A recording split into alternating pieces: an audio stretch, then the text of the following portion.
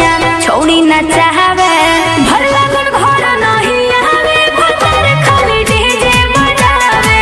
भर लगन घर नहीं आवे भतर खाली डीजे बजावे हमर जवानी सखी खूब तड़ा पावे जाई के बहरा सैया छोड़ी न चाहवे भर लगन घर नहीं आवे भतर खाली डीजे बजावे भर लगन घर नहीं आवे भतर खाली डीजे बजावे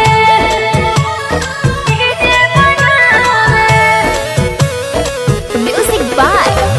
विकास राज हे सखी अरे कैसे बतैयो सखी सैया के बतिया सुखले कटो हो हमर सारी रतिया सुनना अरे कैसे बतैयो सखी सैया के बतिया सुखले कटो हो हमर सारी रतिया करो ये फोन जब नहीं उठावे खाई के जरदाऊ गर्दा उड़ावे भर लगन घर नहीं आवे भतर खाली डीजे बजावे भर लगन घर नहीं आवे भतर खाली डीजे बजावे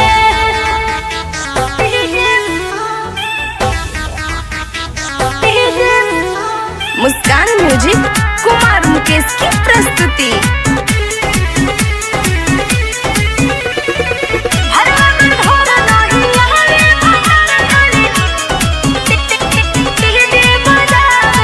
सखी और तर तर पसीना चुए भींगो है साड़ी फेंको है धुआं जवानी के गाड़ी।